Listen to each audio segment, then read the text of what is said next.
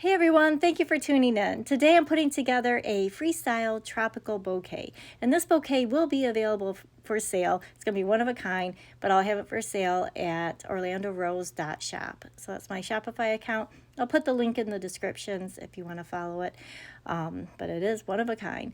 And I will also put a link in the descriptions to wax floral tape, which is a great tool that a florist could have. And I'll be using the wax floral tape often, as you'll see me right here, because with a freestyle bouquet, you want to hold a little bit lower on the handle, a little bit looser. You want that airy feel. For me, it's very hard to hang onto the stems as I go along and keep that loose, airy feel. So I'm just going to tape it off as I go along, and I'd recommend doing the same. It's just a little bit less frustrating. So I do have Oncidium orchids. I like doing freestyle bouquets with tropical flowers such as Oncidiums. I've got Cymbidium orchids too. I've got an orange pincushion protea, but tropical flowers just are kind of like a different beast all in itself because they have different textures, brighter colors, different shapes.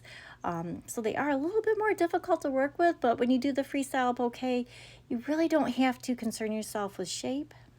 I feel it's more of color placement. So tropical flowers yield themselves really well to this kind of freeform style.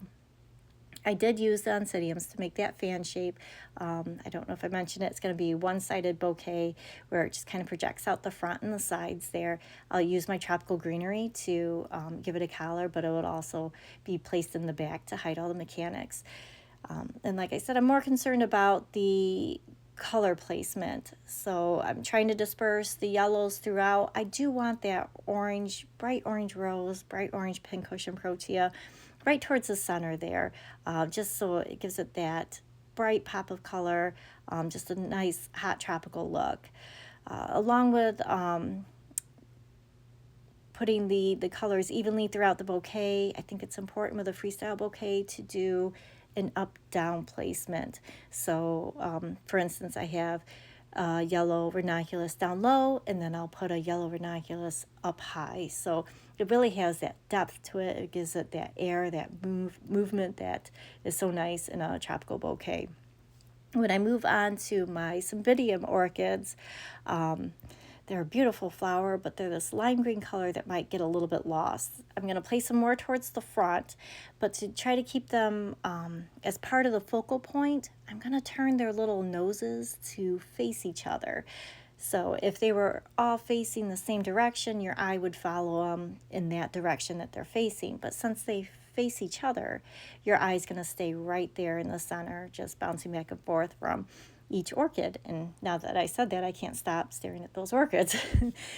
But that's a way that you can tackle such a beautiful flower that should be the focal point, but because of the color, it gets kind of pushed in the background. But creating that that push and pull on it is a good way to keep it focused.